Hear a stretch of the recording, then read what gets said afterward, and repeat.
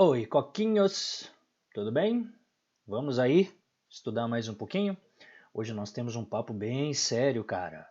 Vamos discutir um módulo importantíssimo. Tiramos a nossa câmera do Brasil. Aqui no Brasil, nosso Dom Pedro II não estava muito bem das pernas. Vimos aí que ele está prestes a sofrer a proclamação da República. O que estava acontecendo em meados do século XIX em diante, mais para o finzinho do século XIX, na segunda metade, lá na Europa, joga a câmera lá na Europa de novo. Temos esse processo que se chama de imperialismo. O que é imperialismo? Primeira coisa, quero que vocês desassociem a ideia de imperialismo de imperador. Esqueça de imperador. Imperialismo tem outra coisa, tem outra relação. Tem relação com o quê? Relação com uma Europa que está passando por profundas transformações e que acha que essas transformações estão levando para um lugar, estão levando os europeus para um lugar muito doido. Olha só. Logo após a invenção do cinema, né, a máquina fotográfica, depois o sequenciamento de imagens, o cinema, a máquina, o cinematógrafo nada mais é do que uma evolução da máquina fotográfica. Algumas cenas raras aqui que nós temos da nossa cidade de Londres na virada do século. Tá? Então, nós temos o início do que a gente chama de modo de vida urbano. Grandes cidades, avenidas, cafés, bulevares, novas invenções, tá bom? A cidade ela passou por tantas transformações. A Revolução Industrial deixou o mundo tão diferente. Nós temos a maior parte da população agora que está se deslocando do campo, né? Aquelas relações tradicionais do campo estão se desfazendo. O feudalismo, a produção de trigo, agora a gente tem a introdução do maquinário entrando no campo, que vai expulsando trabalhadores, a política de cercamentos, e daí a gente vai ter o surgimento de fábricas, tudo isso cria a cidade grande, cria esse novo mundo que nós conhecemos, né? Que é o mundo que nós vivemos hoje, o mundo da cidade grande, das pessoas aglomeradas, do consumo. Oi, o bonde quase passou em cima do cara. Tá bom? É um mundo totalmente diferente. Um mundo que está admirando as novas invenções. Esse mundo foi construído pela ciência. Que mundo maluco é esse que a ciência construiu? Esse mundo das fábricas, né? Os grandes inventores agora estão todos eles numa corrida maluca para tentar achar a nova máquina que vai gerar riqueza, que vai enriquecer. Tá? Então olha a máquina de fiar aí, os teares mecânicos, a máquina a vapor, tudo isso muda completamente a forma como os europeus enxergam o mundo, a maneira como nós trabalhamos e principalmente qual é o ponto central da aula de hoje, a maneira como os europeus enxergam-se a si mesmos, tá? Essa fórmula da Revolução Industrial deu tão certo, e esses países se tornaram tão produtivos que agora eles entendem uma coisa só, é a ciência que evolui a humanidade, quem produz ciência produz Revolução Industrial, e quem produz Revolução Industrial está dando um sinal claro de que é mais evoluído. Tudo bem? Essa sensação de que a ciência evolui e os resultados da Revolução Industrial geraram na Europa o que costumou se chamar de Bela Época, a Belle Époque dos franceses, né? Mas essa sensação ela está nas principais capitais, ela está em Londres, ela está em Paris, ela vai chegar também depois na Alemanha, vai chegar na Rússia e vai se espalhar para os Estados Unidos também, para o Japão. É a prosperidade econômica e a crença na superioridade europeia, tá? Os europeus que criaram a Revolução Industrial, por isso eles se acham de alguma forma mais evoluídos do que os outros. Estão encantados com as novas invenções. As máquinas a vapor, as máquinas elétricas, a máquina fotográfica, o cinema. E tudo isso então faz com que as pessoas escolham viver na grande cidade do que em vez de continuar no campo. O que vai acabar desencadeando um modo de vida urbano, o modo de vida de pessoas que vivem como nós, todas aglutinadas no mesmo lugar, o que é um prato cheio para as epidemias, né? Quando vem epidemia o resultado não é bom. Mas a presença de cinemas, cabarés, né? E a moda, e as pessoas então agora estão querendo desfilar as suas roupas, e onde é que eu comprei meu chapéu, e a marca da minha calça, e sei lá o quê, e quanto que eu consigo comprar, e não sei o quê. A qual classe social eu pertenço, tá? Aqui, né, a propaganda da primeira balada da história, chamado Moulin Rouge, né? O Moinho Vermelho, que fica lá em Paris, onde eles desenvolveram essa dança chamada de cancan, né? E todo mundo ficava lá de madrugada, enchendo a cara, dançando, assistindo a espetáculos de cancan. Olha aqui a moda, né? As pessoas desfilando a roupa do estilista X ou Y para mostrar a qual status social você pertence, depende do tamanho do seu chapéu, né? Se for um chapelão gigante, olha essa senhora aqui, ó, tá? Um chapelão gigante, quer dizer que ela é muito rica e assim vai. E tudo isso tem relação, obviamente, você já deve ter pensado isso, com a ascensão da burguesia. Essa burguesia que está entrando com uma nova classe, que está afirmando o seu poder e que está vivendo esse momento de glória. Um momento de quem acabou de chegar para jogar a Copa e está ganhando de 7-1, né? Os reis que acabaram de cair e agora essa burguesia que está vivendo o seu novo momento de esplendor, o seu novo momento de domínio, de controle, tudo isso graças à Revolução Industrial.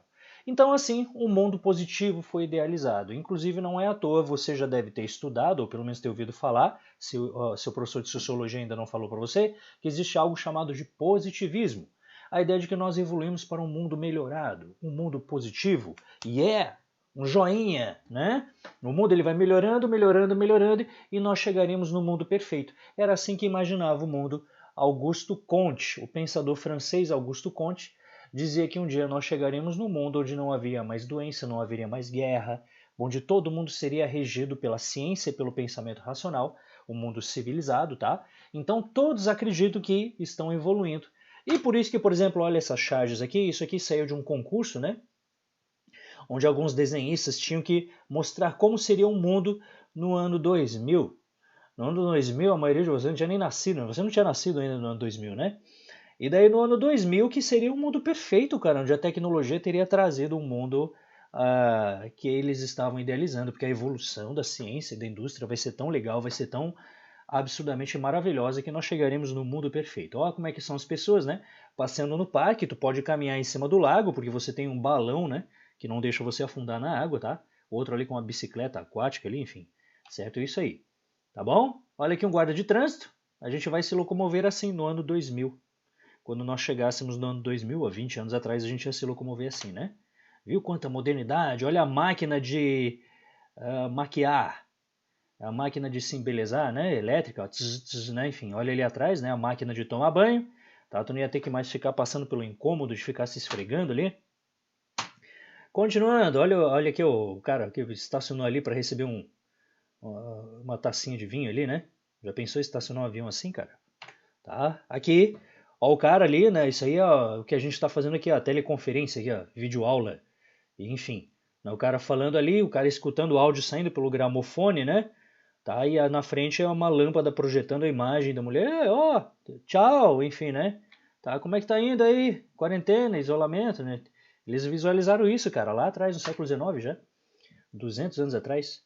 Aqui nós temos a escola dos sonhos, a escola que você sonharia inteira. 200 anos atrás eles já idealizaram isso, só que não conseguiram inventar ainda. Pega um moleque lá para ficar triturando livros com a ajuda do professor e o conhecimento entra via impulso elétrico no seu tímpano e tu fica inteligente sem ter que estudar. Que maravilha essa invenção que você queria, eu aposto, né? Então tá bom. Quero discutir outra coisa agora, a estética artística.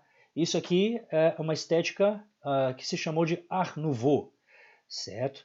Conhecida como arte burguesa. Art Nouveau, a tradução literal é arte nova, tá? Mas enfim, isso aqui foi conhecido como a arte da burguesia, a arte burguesa. Foi usado para decorar palácios. Essa escadaria que é uma velha conhecida sua. Você assistiu Titanic ou não? Tá? Esse aqui é a escadaria do Titanic, né? Que é aquela coisa que dá a sensação de algo chique, algo sofisticado, algo bonito.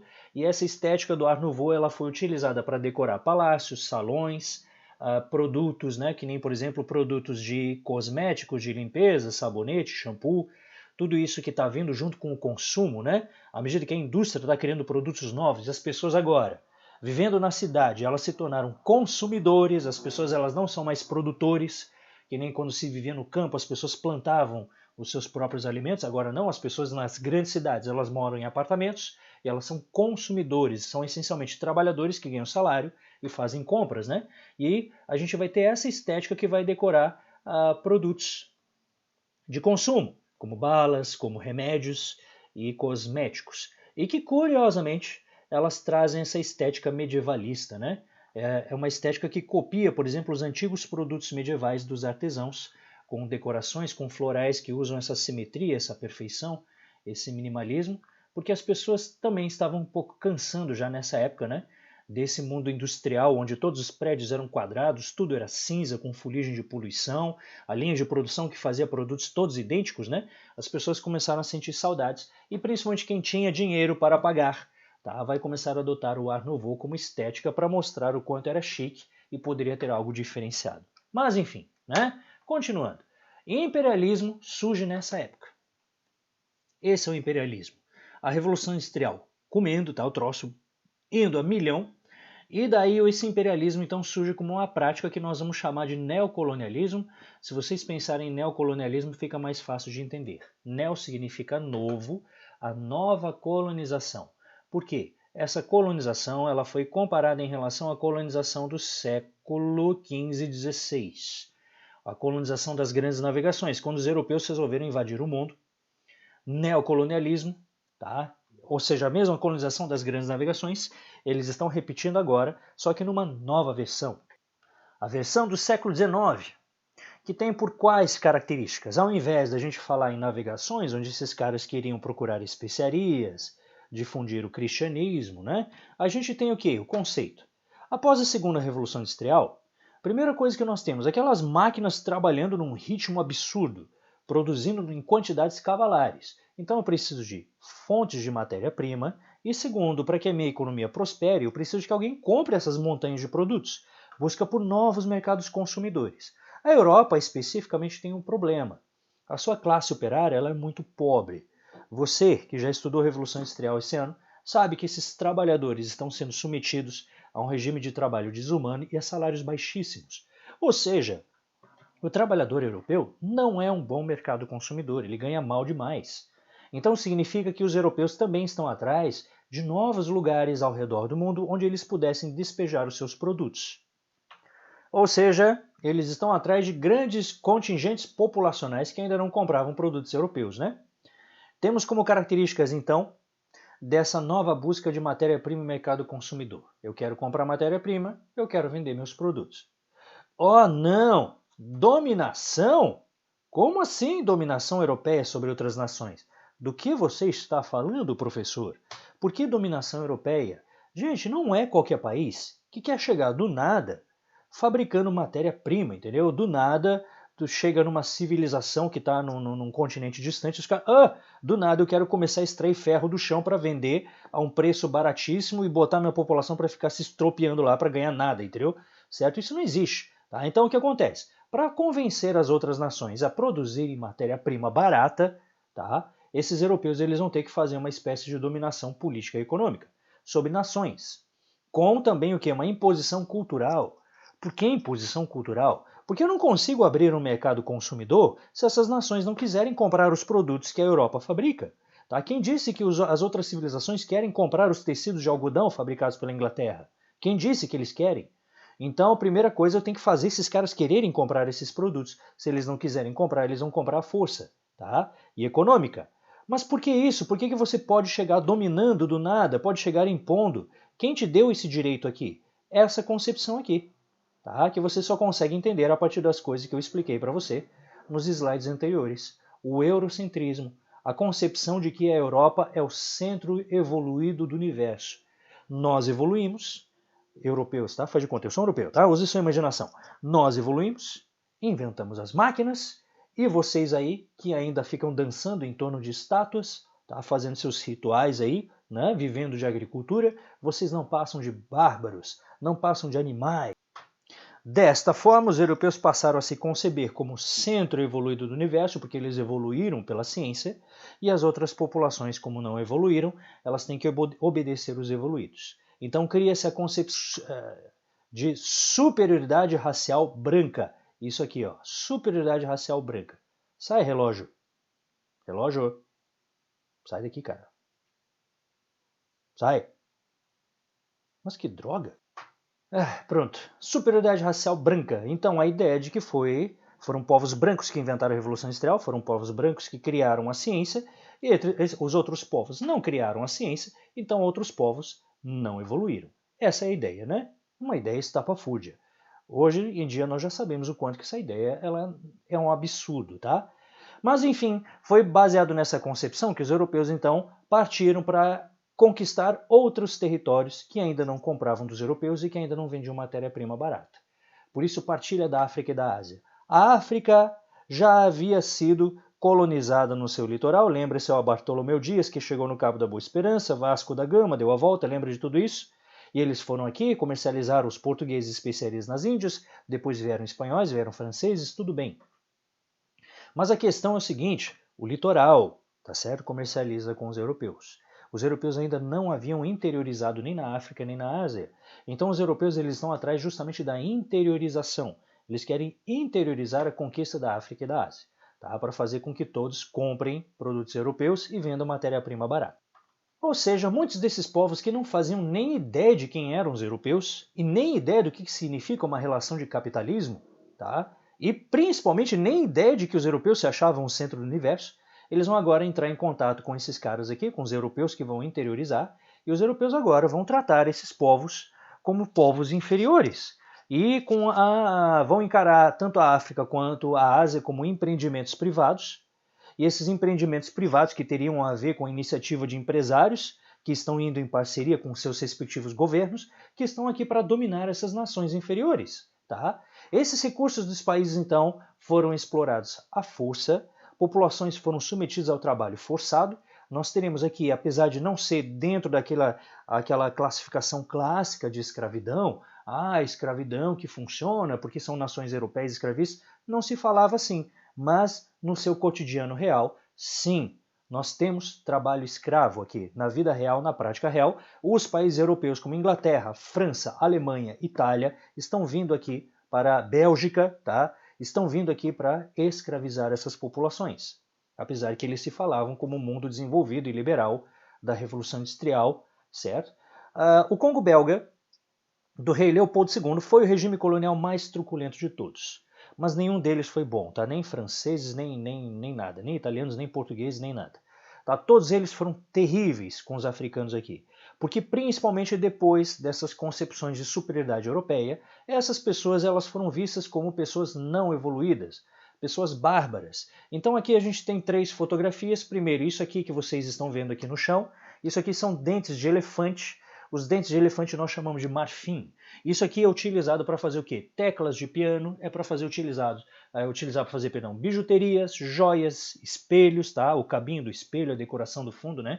Que nem aquele espelho que eu mostrei para vocês em alguns slides anteriores, aquilo era de marfim, certo? E segundo, para provar que nem um elefante, o maior mamífero terrestre aqui, é capaz de reagir ou de se permanecer vivo diante a superioridade do Homo sapiens sapiens e sua superinteligência de produzir armas. Olha aqui a prática do safari, o cara ali, ó, né? Certo? Matou a leoa ali, tá puxando a leoa pela pele da cabeça para mostrar a cara. Depois a cabeça dela vai virar um troféu, vai ser pendurado em cima da lareira, e assim ele vai provar o quanto ele, europeu, não tem aquele barulhinho do pirandão, né? Enfim, que pode matar quem quiser, destruir quem quiser, né? A hora que quiser, tá? Vocês estão vendo aqui uma imagem ao lado de alguns congoleses aqui, tiveram suas mãos decepadas. Isso é outra prática extremamente comum, tá? Dessas pessoas que não querem trabalhar para os europeus, que são desobedientes ou que não trazem produtos dentro de uma cota mínima. Um dos castigos mais comuns é a mutilação, tá? Eles têm a mão decepada fora. Leopoldo II foi um cara que autorizou isso em larga escala no Congo belga, tá? Foi o rei, o imperialista mais truculento, mais cruel e desumano de todos, certo? Olha isso aqui. A superioridade racial branca foi justificada por pseudociências, como o darwinismo social e a eugenia. A gente vai estudar os dois agora, tá? Daqui a pouquinho. Olha aqui, ó, né? Então é isso, tá? É isso aqui que os europeus vieram trazer para cá, tá? É isso aqui que eles encaravam como expandir mercado consumidor e comprar matéria-prima, tá certo? E muitos, né? Inclusive aqui nós tivemos práticas de genocídio com a morte de aldeias inteiras, no Congo belga principalmente. E aqui essa foto clássica de um pai congolês que chora, né? Um pai congolês que se lamenta diante de Estão vendo que tem uma mãozinha e um pezinho decepado? Era da filha dele, tá? Certo? Então, para puni-lo por desobediência, eles resolveram então decepar a mão e o pé da filha de criança, não lembro quantos anos, acho que era 9 anos, tá? Certo? E é dessa forma que os europeus tratam as populações da qual que eles estão agora colonizando esses territórios aqui. Tá? Então não é uma coisa fofa, certo? Enquanto a população europeia está lá dançando nas baladas, né, e curtindo o seu modo de vida nos cafés, nos bulevares, tá? A África aqui está empobrecendo, tá? Para enriquecer a Europa, tá? É isso que está acontecendo aqui. Uma outra prática bastante comum foi a montagem dos chamados zoológicos humanos. Nativos de diferentes locais foram catalogados como espécies não evoluídas e foram expostos como animais em zoológicos.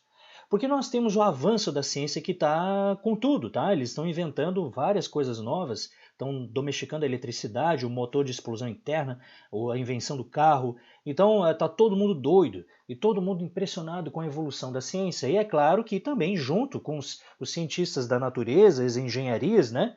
A biologia, a química, a física, as engenharias, junto você tem também, avançando junto, as ciências humanas. Nós tivemos o nascimento então de ciências humanas, como a história positivista, tá? Assim como o nascimento da sociologia positivista, tá? Obviamente que nós não estudamos mais dentro do mesmo viés hoje, mas enfim, que esses caras não quiseram ficar para trás também. Então, nas grandes feiras universais de ciência, quando se tinha uma grande feira de ciência, como por exemplo o que aconteceu embaixo da Torre Eiffel em 1889, tá? Nós tínhamos, por exemplo, uma feira ali onde de um lado você tinha pessoas apresentando as novas invenções, como a lâmpada elétrica, o rádio, e tinha uma ala também que eles chamavam de feira antropológica, que era a feira que eles acreditavam, na época acreditava-se, bota 400 aspas do lado, que era uma feira de ciências humanas, onde você ia estudar disciplinas como a evolução humana.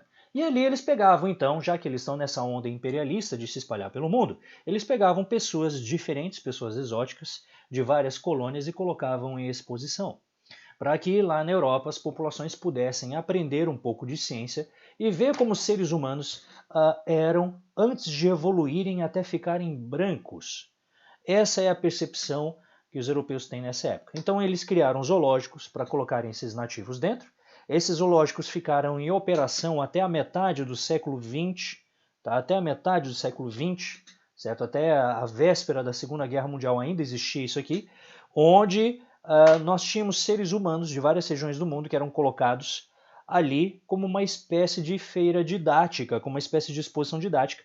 Do mesmo jeito que vocês, quando vão em algum zoológico, um Beto Carreiro da vida, coisa assim, e vocês veem ali um cenáriozinho construído, né, uma florestinha artificial, ou você vai ver os pinguins ali, e os caras pintam a paisagem na parede do fundo, pintam ali as montanhinhas de gelo ali, na frente daquela piscina de plástico, para os pinguins estarem na frente, aqui eles faziam a mesma coisa, tá?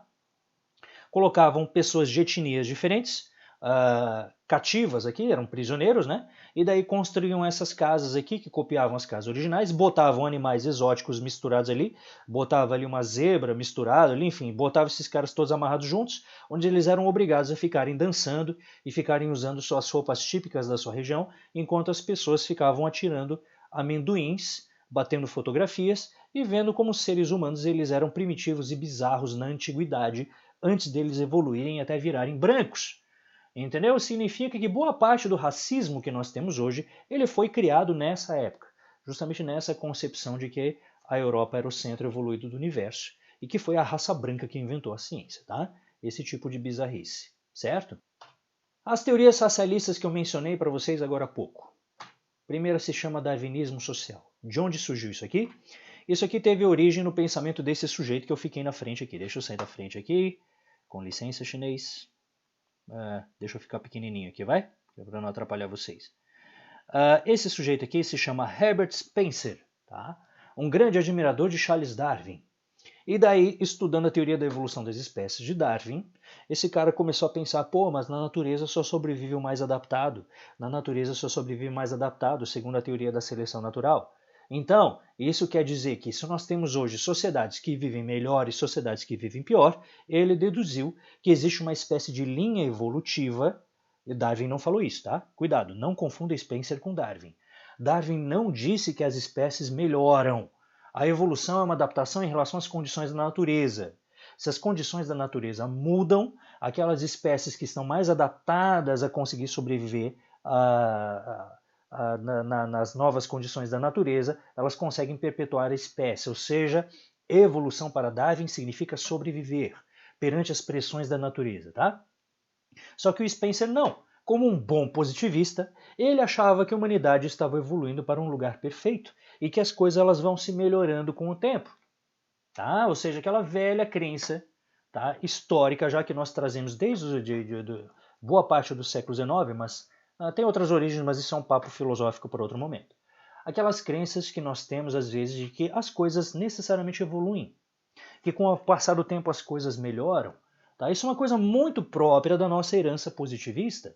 As coisas melhoram, tá? Sim, tem coisas que evoluem, mas e outras? Em termos ambientais, nós evoluímos o quê?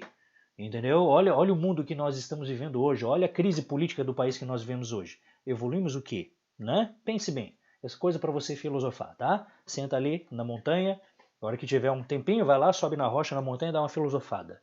Evoluir significa melhorar? Então, né? Ponto. Continuando, ele achava que sim, que a gente evoluir para necessariamente para algo melhor, que existe uma espécie de destino e que se há sociedades mais que vivem em condições melhores, elas são mais evoluídas e por isso mais adaptadas. Sociedades que vivem em condições piores e mais primitivas são sociedades menos evoluídas. E assim, o Spencer ele cometeu uma espécie de, digamos, hoje nós podemos considerar isso. Na época levaram esse cara muito a sério, mas hoje para nós isso é uma pseudociência, tá? Ela não se comprova na vida real, tá? Ele criou a ideia de que a seleção natural e a teoria da evolução das espécies pode ser utilizada para avaliar culturas, tá? Então eu tenho culturas mais evoluídas e culturas menos evoluídas. E isso é terrível, porque significa que as pessoas que pegaram a teoria de Spencer e pensaram o seguinte: se existem culturas mais evoluídas, elas são mais adaptadas ao sobreviver. Isso quer dizer que culturas menos evoluídas vão entrar em extinção. Então não tem problema você decepar a mão de milhares de crianças africanas que não querem trabalhar extraindo a borracha, porque eles vão morrer de uma forma ou outra, são espécies menos evoluídas, segundo a seleção natural. Ou seja, hoje para nós essa teoria é absolutamente estapafúrdia, ela é ridícula, ela é racista, tá? Ela é intolerante, e ela justificou, ela serviu de justificativa para causar grandes massacres, grandes injustiças que ocorreram ao longo da história. Evidentemente, isso não era a intenção de Spencer quando ele criou esse negócio aqui. Ele, pessoalmente, não era um apoiador de desumanidades, mas que acabou sendo usado para isso, tá? Uma outra teoria, então, espero que você tenha entendido o darwinismo social, ou seja, darwinismo é um processo biológico, ele não se aplica à sociedade, tá? Não pode existir darwinismo social, tá? Não pode existir darwinismo social, porque é uma teoria que explica fenômenos biológicos e não fenômenos culturais. Não existe etnias mais ou menos inteligentes, isso não existe, isso é uma besteira absoluta, tá? Querer medir a inteligência ou a evolução de uma pessoa pela cor da pele, isso é absolutamente ridículo. Certo? Mas vamos lá, continuando. As sociedades elas tendem a evoluir, desculpa, faltava essa linha aqui, tendem a evoluir na direção para um melhoramento, positivismo, o que eu falei para vocês. A próxima teoria é a eugenia. A eugenia, na verdade, ela é um mecanismo que ela funciona muito bem, certo? É o que nós chamamos de seleção artificial. Essa seleção artificial, né, é uma teoria criada por Francis Galton, onde ele falava o seguinte, ele pensava o seguinte, e vários outros pensadores que eram contemporâneos à época, falavam que eu posso selecionar características numa espécie.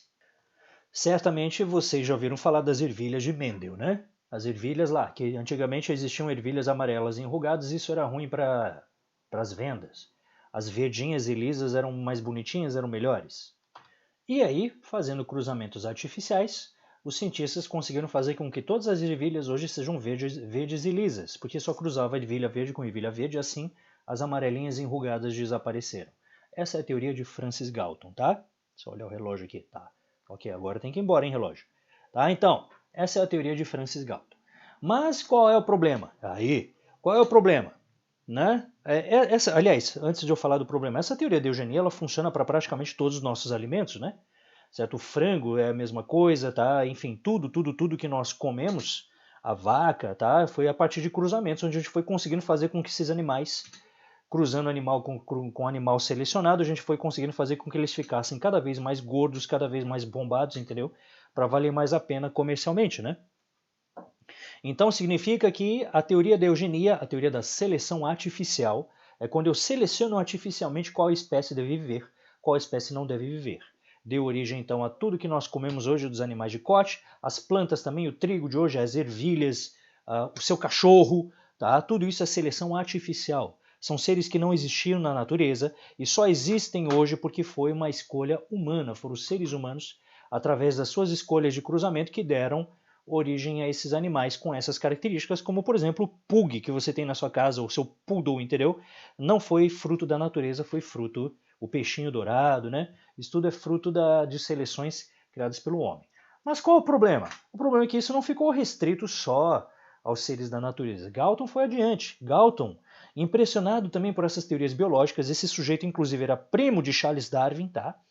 E ele foi adiante. Ele pensou o seguinte: acreditava que seria possível melhorar a espécie humana. Ou seja, por que nós não fazemos a mesma coisa que nós fizemos com o pug? Entendeu? Por que nós não fazemos com os seres humanos? E se a gente pegar só os seres humanos evoluídos e cruzar ser humano evoluído com ser humano evoluído, um dia todos os seres humanos vão ser evoluídos. E não haverão mais pessoas doentes, não haverão mais pessoas feias, não haverão mais pessoas burras, tá? Deficientes, nem nada. E assim a gente vai construir um mundo, o quê? Um mundo positivo lá na frente de novo. E, infelizmente, esse tipo de visão, ela ignora o que hoje nas ciências deleta.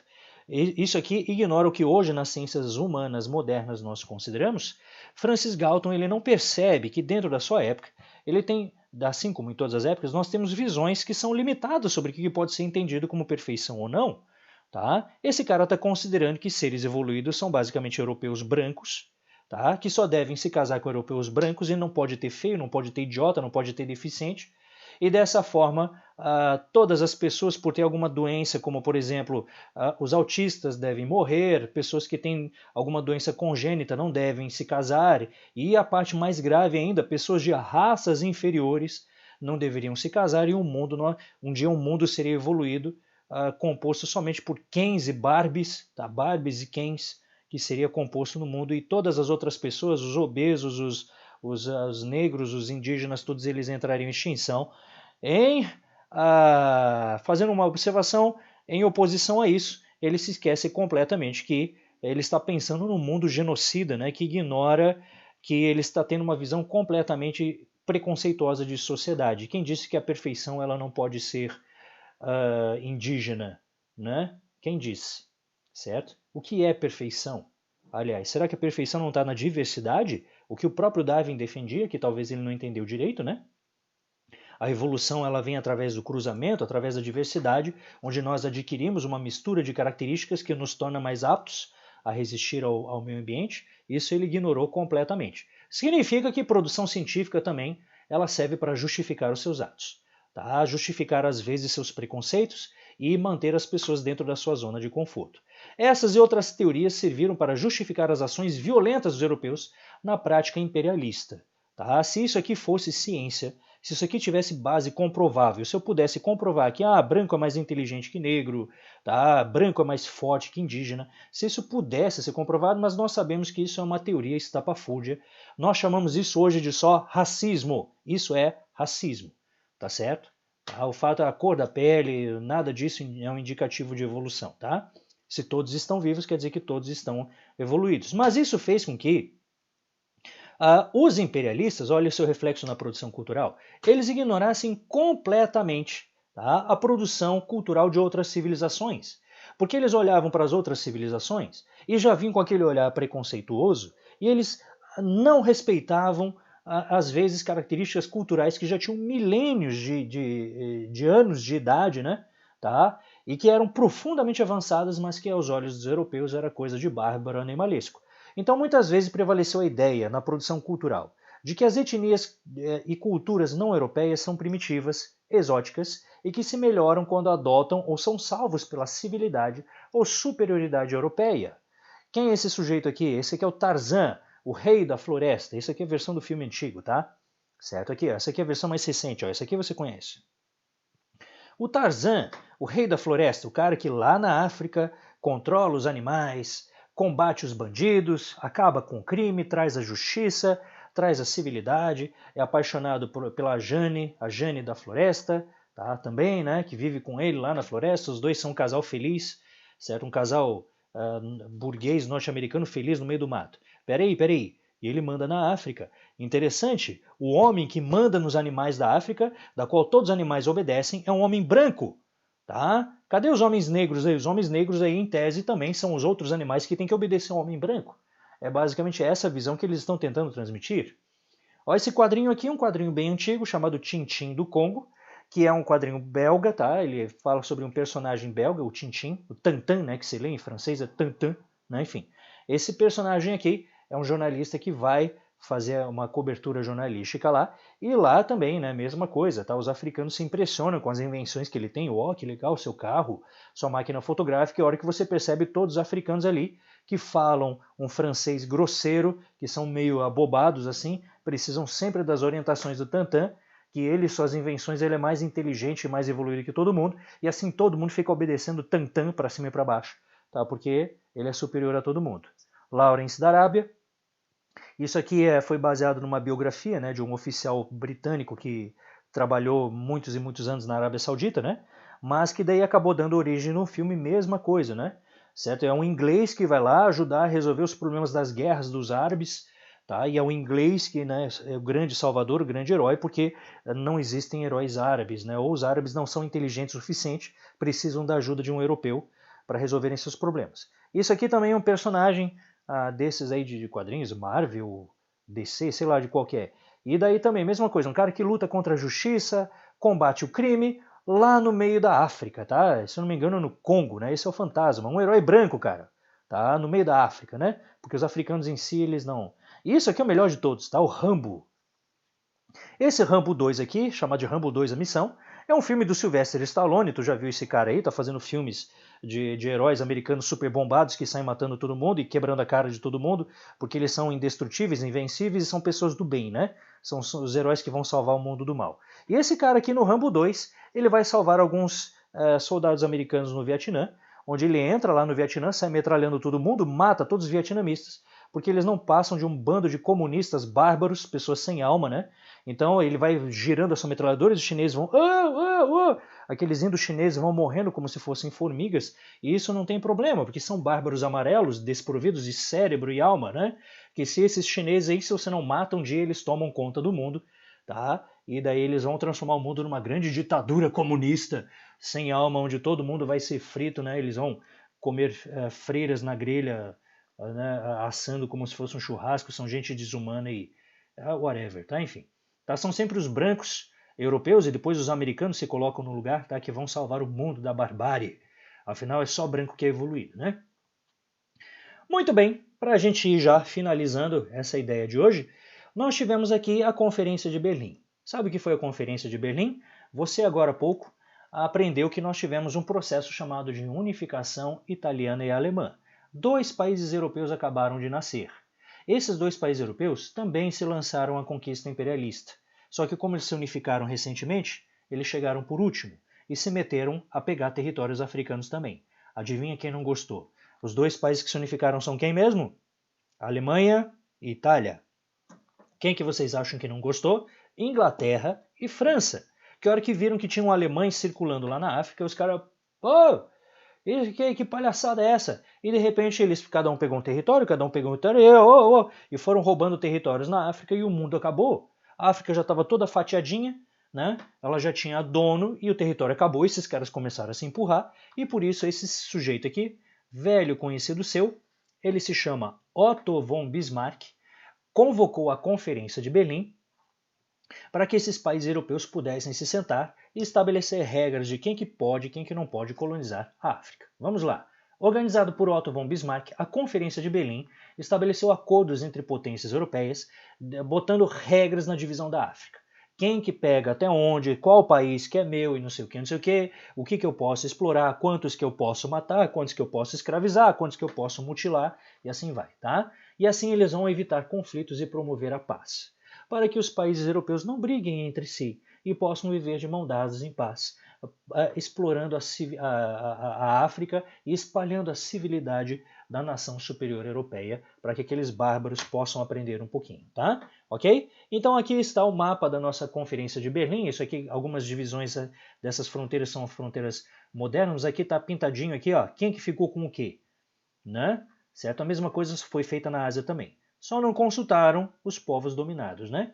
Desrespeitaram limites culturais e históricos. Olha essa charge aqui que aparece em tudo que é vestibular. O imperador da China apavorado ali, parem, né? Enfim. E os caras fatiando a China em pedaços de pizza.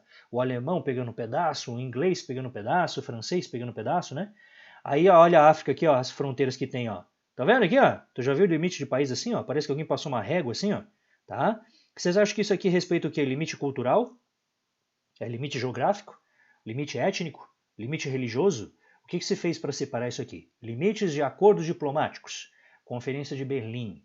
Até a latitude tal, longitude tal, aquilo ali é meu. Tá? E a população que está ali dentro, você já viu o que aconteceu. Decepa a mão, explora a matéria-prima e assim vai. Essa aqui é essa charge de um sujeito chamado Cecil Rhodes, que foi o maior comerciante britânico da era imperialista. Ele tinha um grande sonho que era construir uma ferrovia ligando a África do Sul até o Egito, tá? Esse cara aqui foi o maior explorador de diamantes da África do Sul e, por consequência, também um dos maiores escravizadores da história, tá? Fim. Na aula que vem a gente vai continuar estudando imperialismo para ver como é que as populações reagiram, porque o negócio não foi tão quieto assim, tá? O povo vai reagir. Falou? Vejo você na próxima gravação. Tchauzinho!